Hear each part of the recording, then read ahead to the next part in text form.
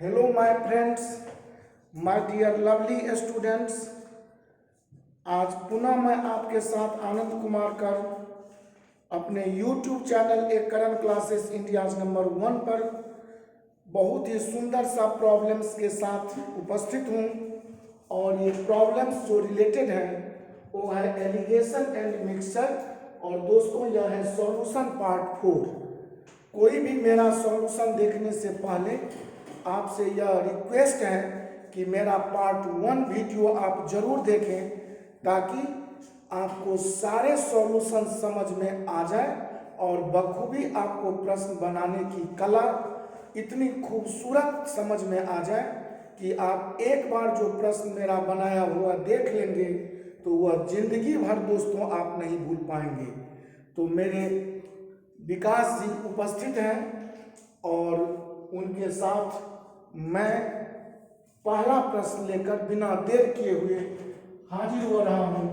और पहला क्वेश्चन विकास जी असिस्टेंट के रूप में बोर्ड पर डाल रहे हैं। जी, क्वेश्चन नंबर फर्स्ट। जी, किसी रासायन मिश्रण से भरी एक केन किसी रासायन मिश्रण से भरी एक केन में 40% में 40% रसायन है। रसायन है। इसमें मिश्रण के कुछ भाग के स्थान पर इसमें मिश्रण के कुछ भाग के स्थान पर 19% रसायन वाला द्रव कुछ भाग के स्थान पर 19% रसायन वाला द्रव बदल देने से नए मिश्रण में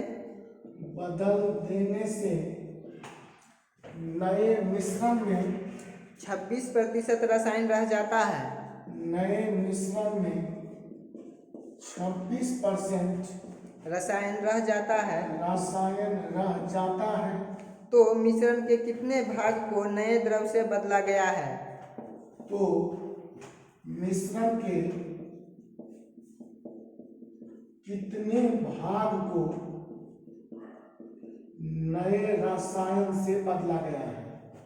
को नए रसायन से बदला गया है। जी, ऑप्शन बताइए। जी, option A 1/3, option A 1/3, option B 2/3, 2/3, option C 2/5, 2/5, option D 3/5। 3/5। दोस्तों बहुत ही सुंदर क्वेश्चन एलिगेशन एंड मिक्सचर का यह सॉल्यूशन 4 है आपके साथ। और इसमें प्रश्न देखा जाए हमारा सिद्धांत है कि प्रश्न पढ़ देंगे तो उत्तर कह देंगे।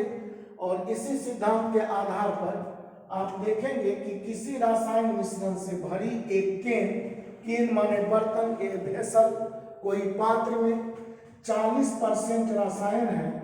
तो एक जो पात्र है मेरा बर्तन जो है उसमें रसायन की मात्रा 40% है।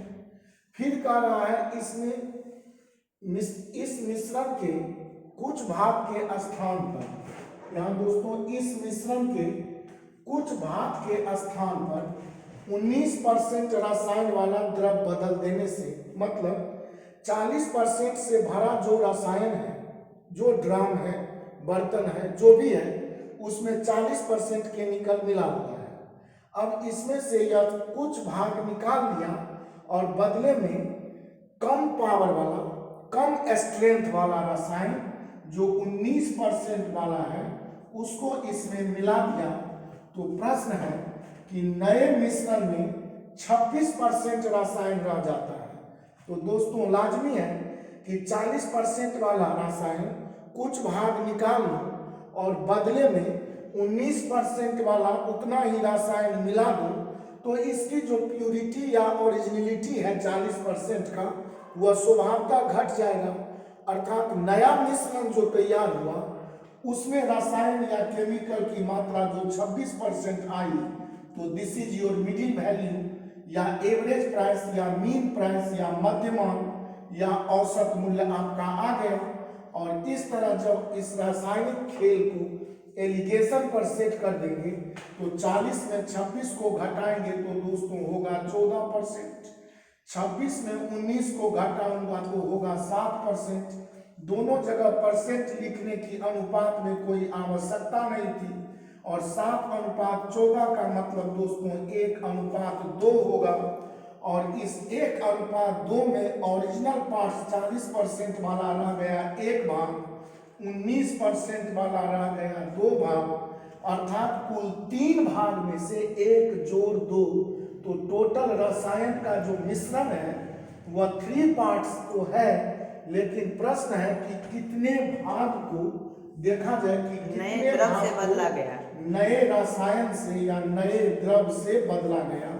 तो नया द्रव से बदलने वाला तो दाहिना तरफ आपका राइट हैंड पर राइट साइड है, तो राइट साइड बदलने वाली जो बात है वह है 2, लेकिन संपूर्ण जो है सो 1 + 2 3, तो कहेंगे यह 2 भाग जो बदला वह 1 + 2 टोटल में, अर्थात कहेंगे 2/3 भाग हमारा बदल गया और इस तरह ऑप्शन मेरा बी बिल्कुल ही करेक्ट आ गया। और इस तरह दोस्तों मुझे विश्वास है कि यह प्रश्न आप बड़ा ढंग से समझ गए होंगे कि एक रसायन जो भरा हुआ है बर्तन को 40% से, इसको कुछ पार्ट्स हटाया इसमें से, बदले में 19% वाला रसायन डाला और इस तरह जो नया रसायन का मिश्रण बना उसमें बोला जा रहा है 26% रसायन है। तो हम इसका एलिगेशन किए तो यह 7:14 मतलब 1:2 आया और पूछ रहा है कि मिश्रण के कितने भाग को नए द्रव से बदल दिया। तो नया द्रव या न्यू लिक्विड जो है वह दोस्तों यही है, और यही है मतलब राइट तरफ का वैल्यू राइट तरफ, लेफ्ट तरफ का वैल्यू लेफ्ट तरफ। तो राइट पार्ट्स हम देख रहे हैं 2, लेकिन संपूर्ण 1 जोड़ 2 3 में, अर्थात 2/3 आपका ऑप्शन बी बिल्कुल ही सही चला आया। और इस तरह दोस्तों मेरा पहला प्रश्न समाप्त हुआ। मैं नेक्स्ट क्वेश्चन की तरफ बढ़ रहा हूं। मुझे विश्वास है कि आज का वीडियो दोस्तों आपको काफी अच्छा लगेगा और आप सारे प्रश्नों से रूबरू होते हुए अपने तैयारी, अपने प्रिपरेशन की गुणवत्ता को काफी उच्च या हाई लेवल तक ले जा सकते हैं और इस तरह एलिगेशन पर आने वाले डिफरेंट टाइप ऑफ क्वेश्चंस को बहुत मजे में बना सकते हैं। जैसा कि इससे पहले हमने 3 वीडियो इस चैप्टर का पार्ट 1, पार्ट 2, पार्ट 3 जारी कर चुका हूं। जी अगला प्रश्न, नेक्स्ट क्वेश्चन। एक बर्तन में 50 लीटर दूध है। एक बर्तन में 50 लीटर दूध है। इसमें से 10 लीटर दूध को उतने ही पानी से विस्थापित कर दिया जाता है। इसमें से 10 लीटर दूध को, इसमें से 10 लीटर दूध को उतने ही पानी से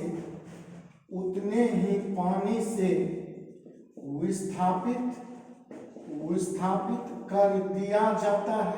जी, इसी तरह से 2 बार और 10 लीटर मिश्रण को उतने ही पानी से विस्थापित कर दिया जाता है। इसी तरह से 2 बार, हाँ, और 10 लीटर मिश्रण को उतने ही पानी से विस्थापित कर दिया जाता है। 2 बार और 10 लीटर पानी से, 10 लीटर मिश्रण को 10 लीटर मिश्रण को उतने ही पानी से विस्थापित कर दिया जाता है। 10 लीटर मिश्रण को उतने ही पानी से विस्थापित कर दिया जाता है। हाँ, तो अंत में कितना दूध बच जाएगा? तो अंत में कितना दूध बचेगा, माने अंत में दूध की मात्रा क्या है आपसे पूछा गया है। जी ऑप्शन ए जी, 28.5 litre. 28.5 litre. Option B 12.5 litre. 12.5 litre. Option C 25.6 litre. 25.6 litre. और ऑप्शन डी 26.4 लीटर। 26.4 लीटर। समझेंगे दोस्तों, बहुत ही मजेदार प्रश्न है और इस टाइप के क्वेश्चन एलिगेशन और मिक्सर के लिए एक बहुत ही महत्वपूर्ण प्रश्न माना जाता है। और इसकी व्याख्या को खूब ढंग से समझेंगे। आपको कुछ भी नहीं करना है, जो भी मैं टेक्निक समझा रहा हूँ इस टेक्निक से इस प्रश्न को हमारे समझ में 5 सेकेंड माने 5 second is enough to solve the questions and speak the answers कैसे कहेंगे, इसके लिए कुछ भी नहीं करना है। ऐसा प्रश्न जिसमें टोटल मात्रा दूध का हो या किसी और तरल का हो और उसमें से कुछ भाग निकाल कर, कुछ भाग माने कुछ लीटर निकाल कर बदले में उतना ही लीटर डाला जाए और यह क्रिया 2 बार 3 बार, आज तक 3 बार मैक्सिमम आया है, कर दिया जाए तो अंत में ओरिजिनल जो पदार्थ था, जैसे यह ओरिजिनल में दूध है तो इसकी मात्रा पूछा जाता है। कभी कभी मिलाने वाली पानी की मात्रा पूछा जाता है या कभी कभी दूध और पानी का अनुपात पूछा जाता है। तो इस टाइप का प्रश्न के लिए आपको कुछ भी नहीं करना है। एक बर्तन में 50 लीटर दूध है, तुरंत हम 50 लीटर दूध दोस्तों रख देंगे।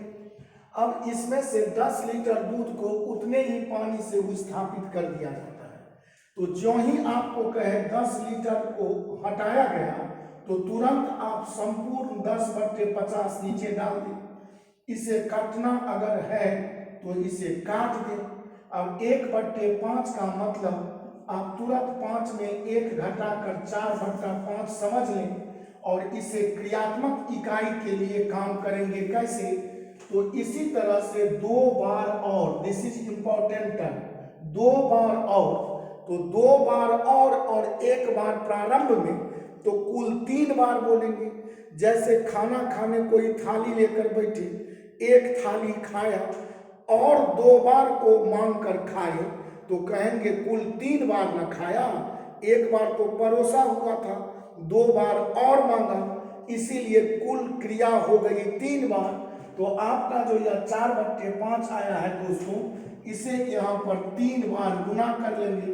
4/5 गुने 4/5 गुने 4/5 और इस तरह जो अब वैल्यू आएगा वही आपका आरंभ में जो पदार्थ था, जैसे आरंभ में दूध था तो यही यह दूध की मात्रा निकलकर फाइनल होगा।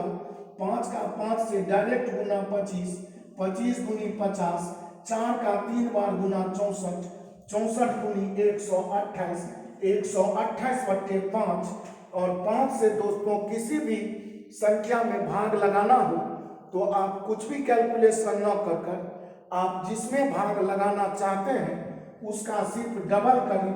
जैसे 128 में 5 से भागा तो 128 का डबल 256 लिख लें और दाएं तरफ से 1 अंक पीछे दशमलव डाल दें और यह आपका शुद्ध दूध की मात्रा 25.6 लीटर, जो आपका ऑप्शन सी है और बिल्कुल यह करेक्ट आ गया। दोस्तों यहाँ पर आपको कुछ भी नहीं करना था। टोटल मात्रा है 50 लीटर। 50 लीटर दूध में हम 10 लीटर दूध निकाला, बदले में हम क्या किया तो पानी डाला। यह क्रिया 2 बार और किया, कुल 3 बार हुआ। हम 50 लीटर टोटल रख लिए, 10 लीटर जो ही कहे निकाला तो 10/50 का क्रिया 1/5, 1/5 को 5 में 1 घटा लेंगे 4/5 और ये 3 बार था, 3 बार गुना किया। इस तरह आपका दूध का मात्रा निकल गया। कभी कभी दोस्तों परीक्षा में ध्यान पूर्वक प्रश्न देख लेंगे कि कभी कभी पूछता है कि अंत में बर्तन में पानी की मात्रा बताइए। तो जब पानी की मात्रा आपसे डिमांड करें तो इसी प्रश्न को जैसे मैं समझाऊं, हालांकि प्रश्न का आंसर 25.6 लीटर सी ऑप्शन मिल चुका है, लेकिन अगर वाटर की मात्रा पूछ देता तो टोटल मिश्रण जब 50.0 लीटर था और इसमें दूध लास्ट में 25.6 बचा तो 50 लीटर में से 25.6 लीटर घटा लेंगे, अर्थात शुद्ध दूध घटा लेंगे तो जो बचेगा दोस्तों वो पानी ही न बचेगा और इस तरह यह 24.4 लीटर होता, जो शुद्ध पानी की मात्रा होता और शुद्ध दूध की मात्रा 25.6 लीटर है। कभी कभी देखा गया है कि इस प्रश्न में थोड़ा सा और बढ़ाकर पूछ देता है कि अंत में बर्तन में दूध और पानी का अनुपात बताइए।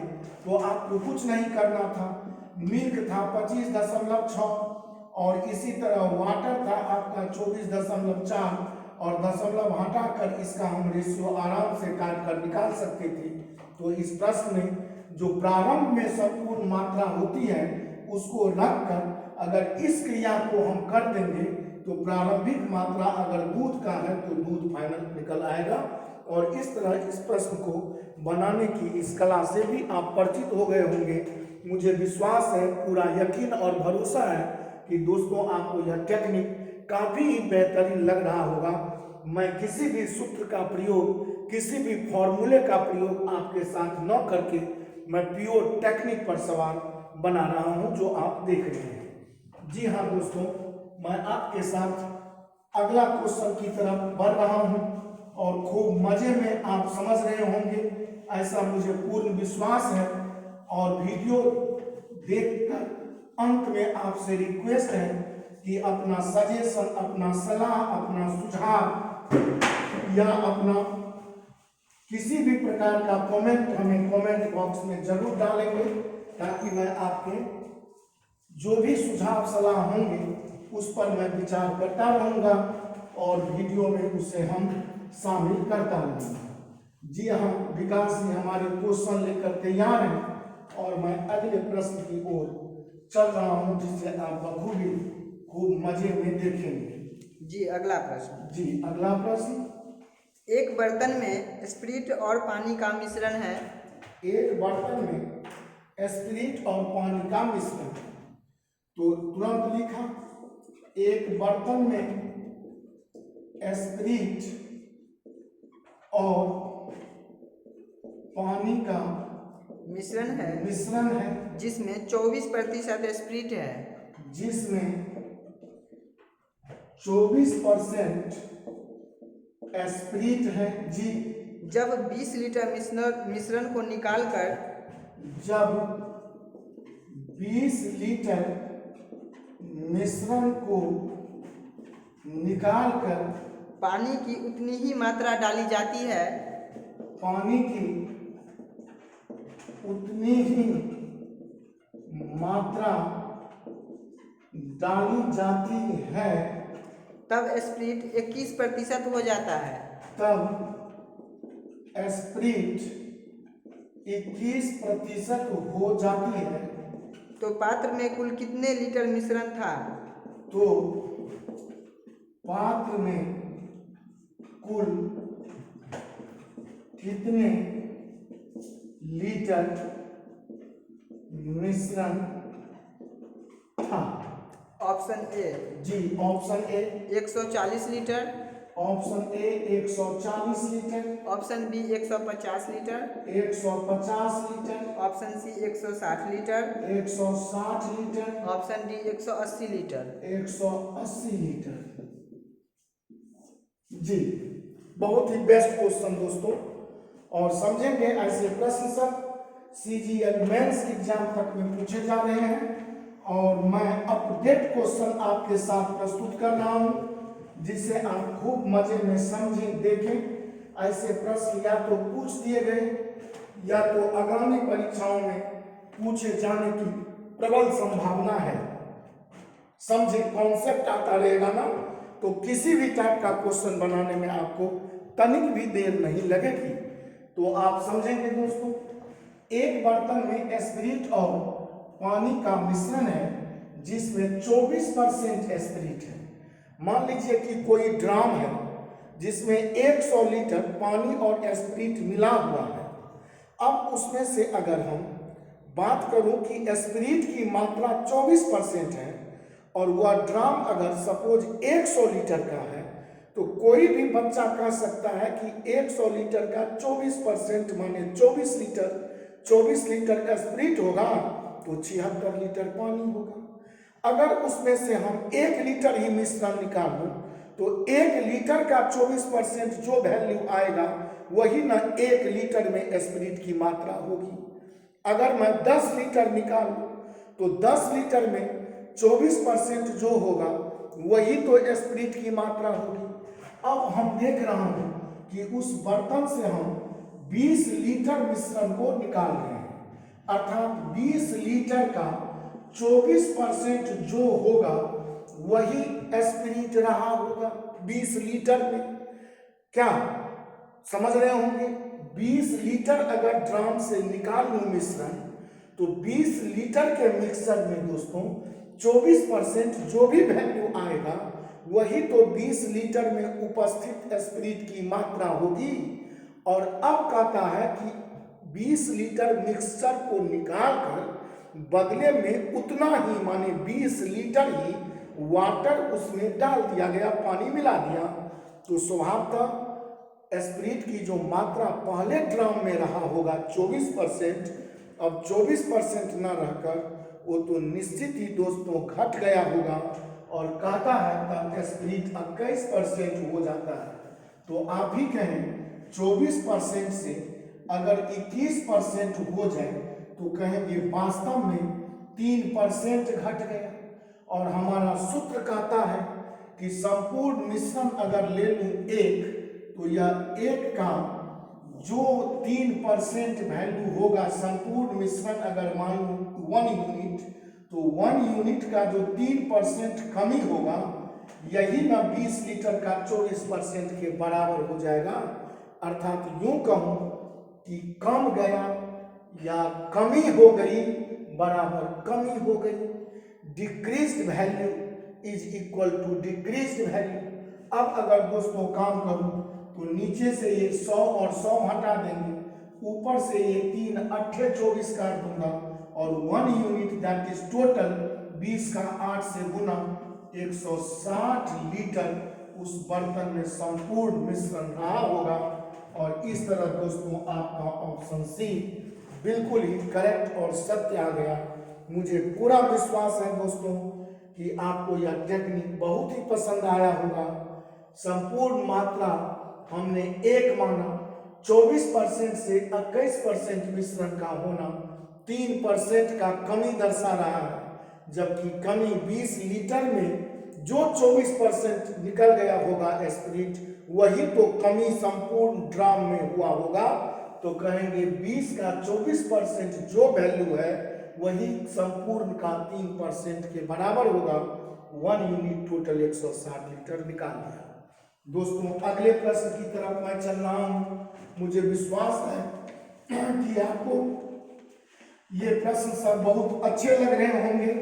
बहुत ही टेक्निकल क्वेश्चन और उससे भी ज्यादा टेक्निकल टेक्निक, जिसे समझने में आपको किसी भी प्रकार का परेशानी न हो, इसीलिए मैं ऐसे प्रश्नों को आपके साथ शेयर कर रहा हूं ताकि पीटी से लेकर मेंस तक का कोई भी एग्जाम हो तो आप बनाने में तनिक भी हिचकिचाहट या थोड़ा भी कंफ्यूजन महसूस न करें।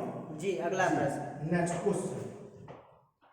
बर्तन X की क्षमता, बर्तन X की क्षमता बर्तन Y की क्षमता से 20% अधिक है। बर्तन Y की क्षमता से 20% अधिक है जी। तथा बर्तन Z की क्षमता, तथा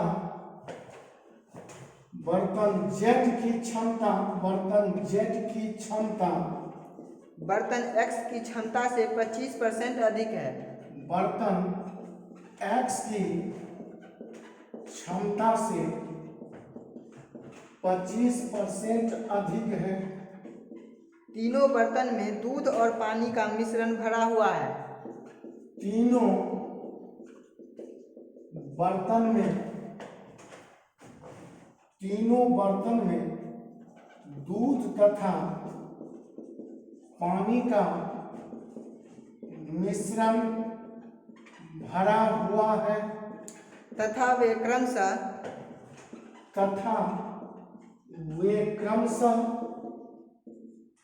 3:2, 3:2, 7:3 7:3 और 11:4 के अनुपात में है।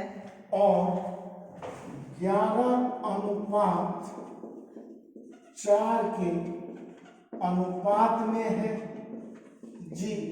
यदि तीनों मिश्रण को एक साथ मिला दिया जाए यदि तीनों मिश्रण को एक साथ मिला दिया जाए, तब उसमें दूध और पानी का अनुपात क्या होगा? तब उसमें दूध और पानी का अनुपात क्या होगा? जी, option A option A 13:10, 13:10, option B 126:59, 126:59, जी, ऑप्शन सी 121:60, 121:60, ऑप्शन डी 119:59। 119:59। बहुत ही बेस्ट क्वेश्चन दोस्तों। और यह विभिन्न मिश्रणों को एक साथ मिलाकर नए मिश्रण में दोनों पदार्थों की मात्रा पर आधारित प्रश्न आपसे पूछा गया है, जिससे कुछ भी आप परेशानी न लेते हुए बहुत मजे में बना सकते हैं। प्रश्न है, बर्तन X की क्षमता Y की क्षमता से 20% अधिक है तथा बर्तन Z की क्षमता बर्तन X की क्षमता से 25% अधिक है। तो हम तीन बर्तन X, Y और Z ऐसा लिया। अब X की क्षमता Y की क्षमता से 20% अधिक है, तो जो परसेंट में किसी से अधिक है उसे तुरंत हमने 100 ले लिया। अगर Y 100 लीटर क्षमता वाला बर्तन हो तो X की क्षमता Y से अगर 20% अधिक है तो हम 100 का 20% अधिक 120 मजे में बोल सकते हैं। और फिर है, तथा बर्तन Z की क्षमता बर्तन X की क्षमता से 25% अधिक है, तो 120 का 25% अधिक माने 125/100, 25 पंचे 25, चौका 4, 30, तुरंत ले लिया 30 पंचे 150 लीटर वाला बर्तन Z होगा। फिर से समझेंगे। प्रश्न था कि तीन बर्तन X, Y, Z आपको इस प्रकार लेना था कि X की जो कैपेसिटी है वह Y की कैपेसिटी से 20% अधिक है। तो Y अगर 100 लीटर क्षमता होगा तो इससे 20% अधिक, तो दोस्तों 120 लीटर वाला 100 का 20% अधिक 120 तुरंत बोलेंगे। जबकि Z की जो क्षमता है वह बोला जा रहा है इसकी कैपेसिटी X की क्षमता माने 120 लीटर से 25% अधिक है। तो जब ही 25% अधिक है तो 125/100, 25% कम का था तो 75/100, माने 100 में 25 जोड़कर अगर परसेंट निकाल तो 25% अधिक निकल गया। 100 में 25% घटाकर माने 75% से गुना होता, 25% कम क्षमता निकल जाता। और इस तरह आप कहेंगे X में 120 लीटर अगर हमारा क्षमता आएगा तो Y में 100 लीटर का और Z में 150 लीटर का। दोस्तों इसे आप समझ गए होंगे। अब प्रश्न कह रहा है कि तीनों बर्तन में दूध तथा पानी का मिश्रण है, अर्थात X में दूध पानी आप रख सकते हैं 120 लीटर, Y में दूध पानी रख सकते हैं 100 लीटर मिलाकर, Z में दूध पानी मिलाकर रख सकते हैं 150 लीटर, या जो भी रखें कोई भी तरल तो यह इस प्रकार लीटर में रखा जा सकेगा। अब आपका प्रश्न बोल रहा है कि बर्तन X में भी मिल्क और वाटर है, बर्तन Y में भी मिल्क और वाटर है, बर्तन Z में भी मिल्क और वाटर है, और ये अनुपात तीनों बर्तन का आप देख सकते हैं प्रश्न में 3:2X। फिर बोला गया Y में 7:3, जबकि तीसरा बर्तन Z का माने 11:4।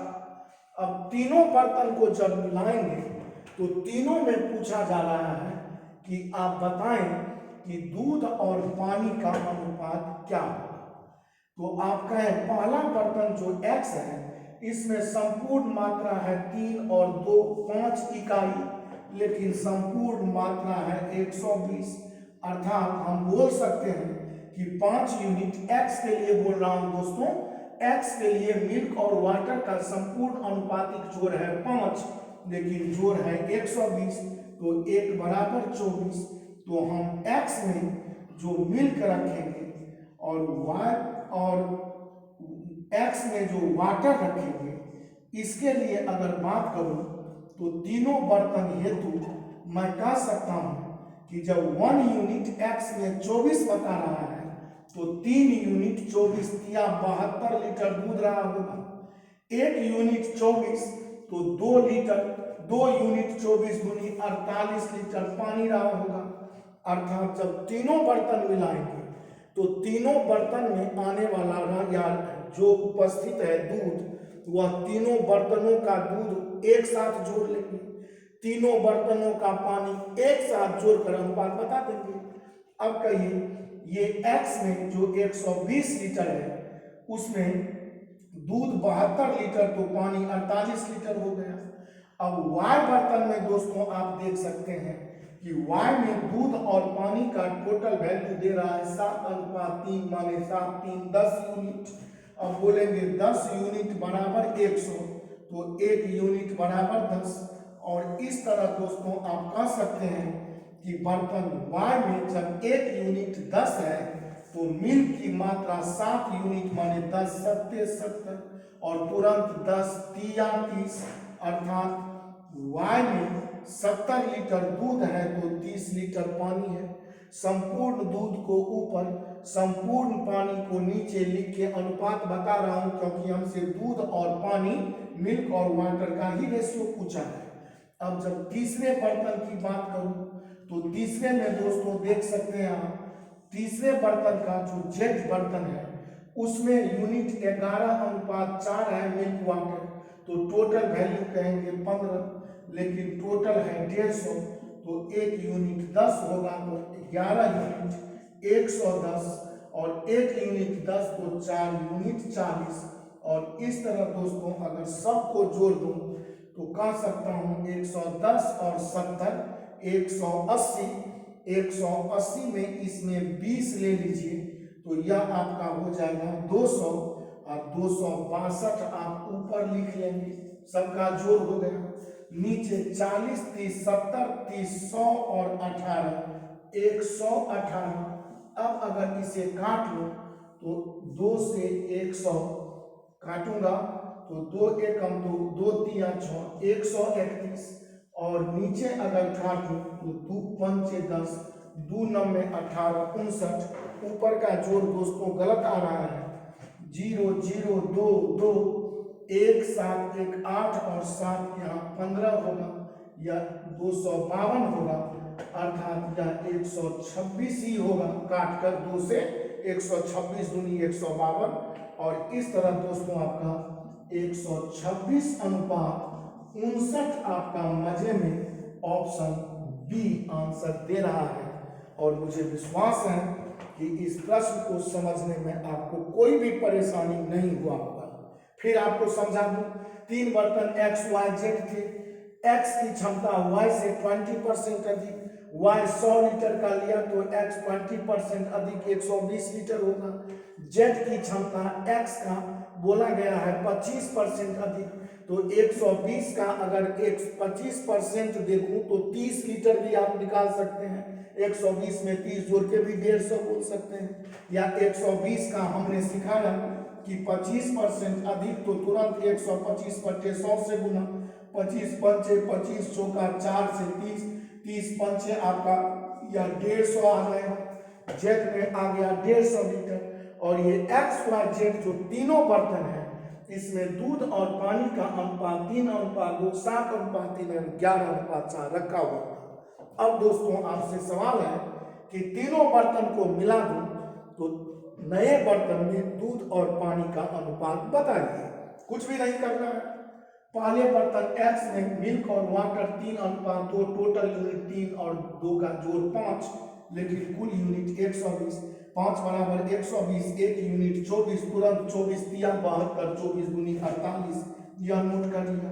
फिर देखा वाई में 7 और 3 10 यूनिट मिल्क वाटर, जबकि टोटल 110 बराबर 101 बराबर 10, तो आपका 7 बराबर 70 और 3 बराबर 30 आ गया।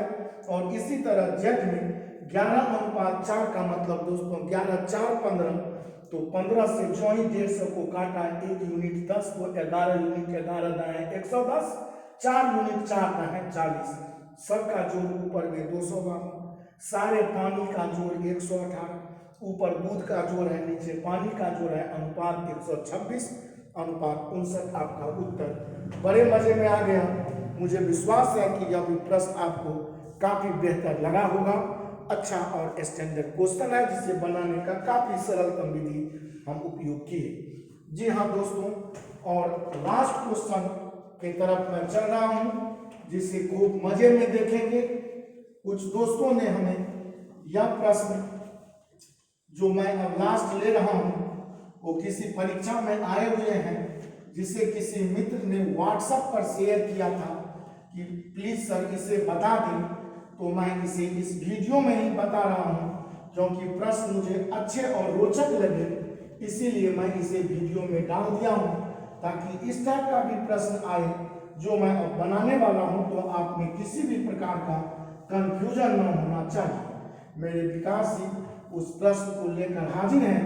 तो दोस्तों चलिए मैं आपके साथ चल रहा हूँ इस प्रश्न पर, और यह प्रश्न लास्ट आपके साथ आ रहा है, देखेंगे ध्यान से। जी, अगला प्रश्न। ड्राई फ्रूट के एक डब्बे में ड्राई फ्रूट के एक डब्बे में बादाम और काजू 4:1 के अनुपात में है। बादाम और काजू 4:1 के अनुपात में है, तथा दूसरे डब्बे में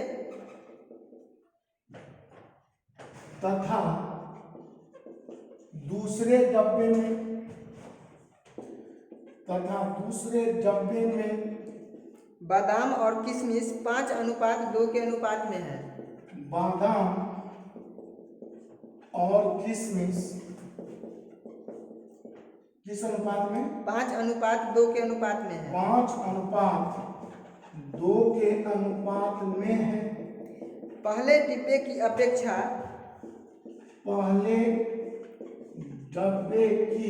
अपेक्षा दूसरे में मात्रा दोगुनी है। दूसरे में मात्रा दोगुनी है। यदि दोनों डिब्बों को आपस में मिला दिया जाए, यदि दोनों डब्बों को आपस में मिला दिया जाए, तब उनमें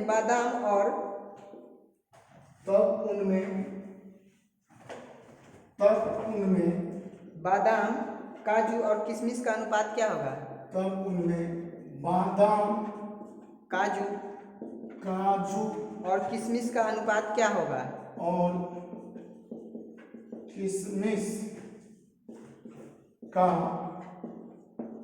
अनुपात क्या होगा? जी ऑप्शन ए हाँ 78:7:20। 78:7:20। Option B 9:1:2। 9:1:2। Option C 78:20:7। 20:7। Option D जी 9:2:1। 9:2:1। जी बहुत ही बेस्ट क्वेश्चन है दोस्तों। समझेंगे बहुत मजे में कि ड्राई फ्रूट के एक डब्बे में, तो एक पहला डब्बा यूनिट है, बादाम और काजू का अनुपात, तो बादाम और काजू का अनुपात 4:1 है। अब दोस्तों दूसरा जो डब्बा है, ये पहला डब्बा की बात समाप्त हुई।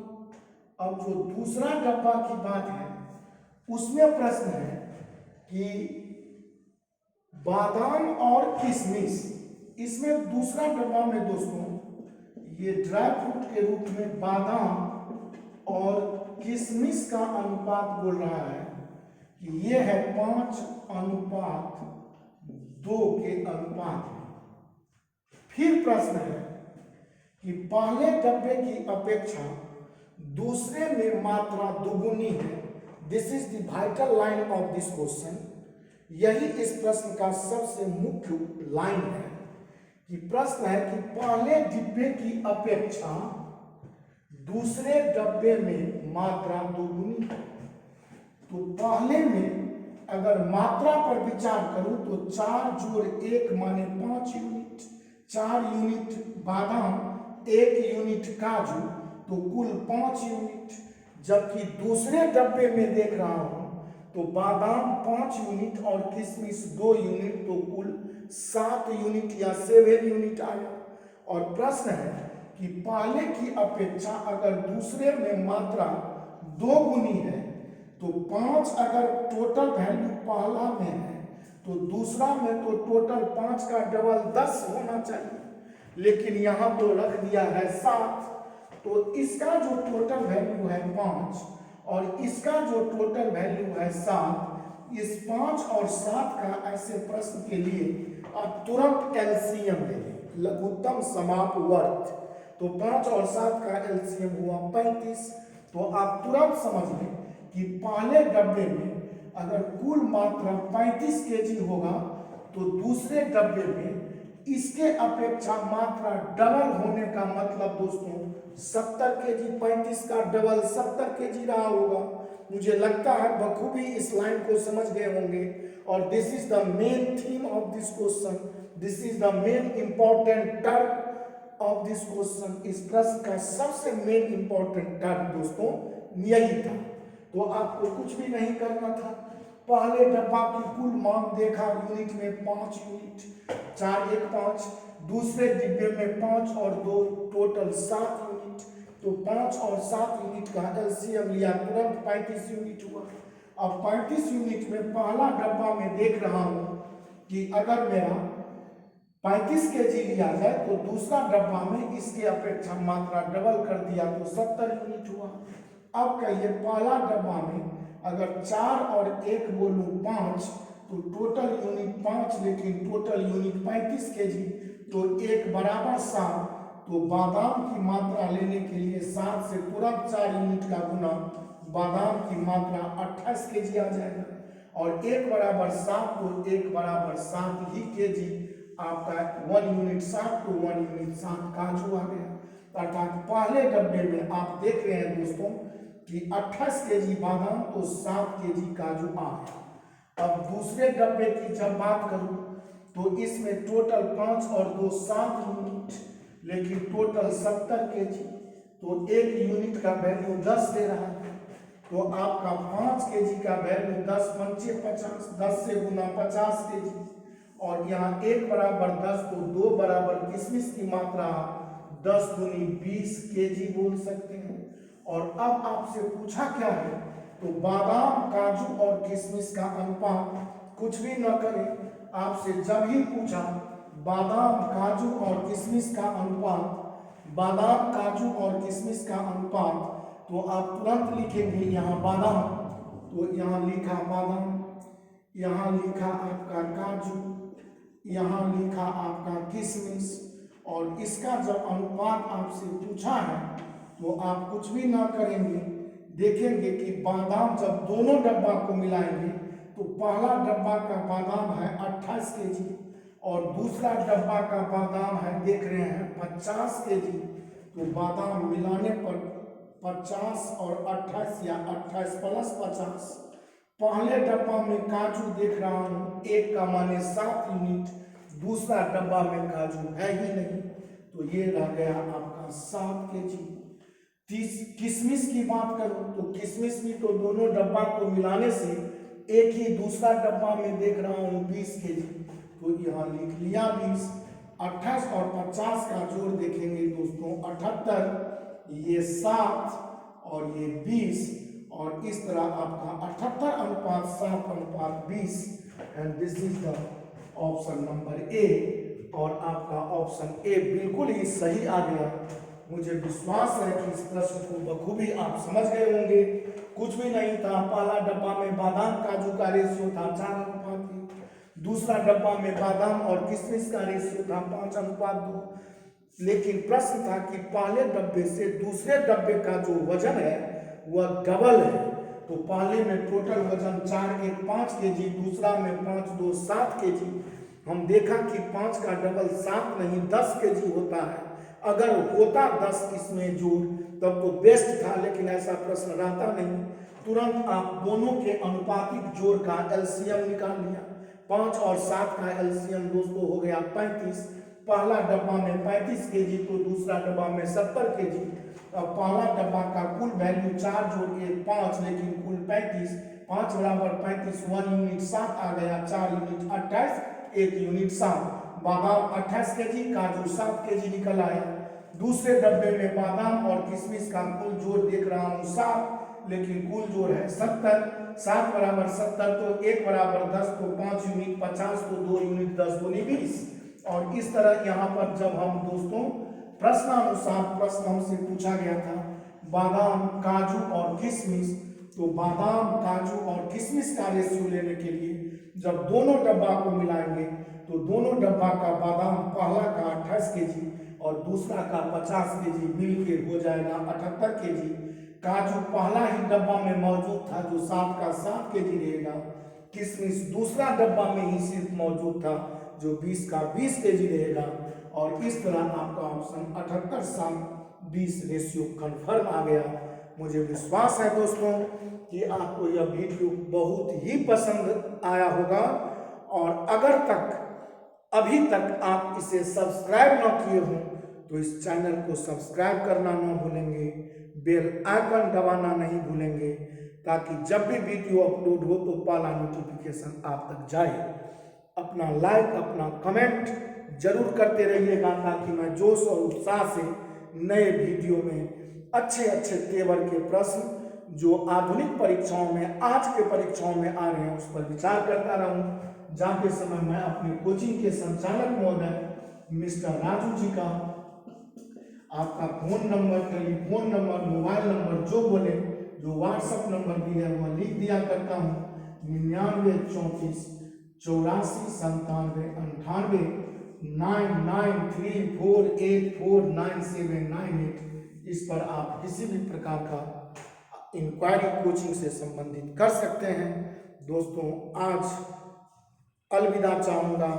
बहुत बहुत धन्यवाद दोस्तों, बहुत बहुत धन्यवाद। So much thank you my dear students. अगले वीडियो का इंतजार कीजिए, बहुत जल्द बहुत ही सुंदर सा वीडियो लेकर हाजिर हो रहा हूँ। तब तक के लिए tata bye, thank you so much.